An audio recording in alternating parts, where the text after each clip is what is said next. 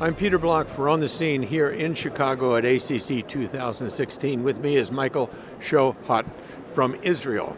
And Michael has just reported on a fascinating trial in which he describes a new technology which will be, hopefully, will allow us to monitor patients with congestive heart failure with lung impedance. Now that sounds very complicated, but I've just talked to Michael and he's explained it to me, so I'm going to let him explain it to us.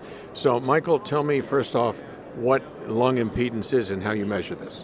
Impedance is a kind of measurement of lung fluid, and if is more fluid in the lung, impedance is going down, and it may be a very sensitive. Traditional scheme were not enough sensitive, but in our case, in this trial I'm going to present, we changed a scheme. We know to differentiate between chest wall impedance and lung impedance, and our technique measures exactly lung impedance. It means our sensitivity of this method is something close to 25 times more than all existing technique today. Okay, so the lower impedance, the more fluid, short version. Yes. Okay, tell me about the trial. Trial was done during 4 years with 256 patients. It was single-blind, randomized, two-center trials. One group was treated according to lung impedance, and second group was treated according to classical clinical assessment. And we found that impedance treatment reduced heart failure hospitalization within first year of trial by 58%, during entire period of monitoring by 56%.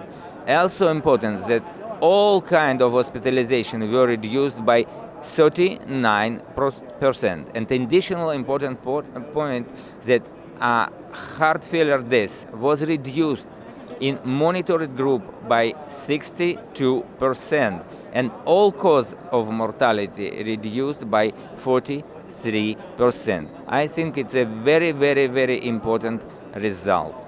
So fascinating results, very important differences. The trial is extremely positive, and a non-invasive way of evaluating pulmonary edema. Looking forward, do you think patients will take this device or these devices home? Our goal to bring this device at home of patient and make a telemonitoring that his physician may see the result of lung impedance at his office and know if its patient is stable and can continue his current treatment, or treatment must be adjusted. Well, we have non-invasive evaluation and monitoring of pulmonary edema. Now that is a step forward.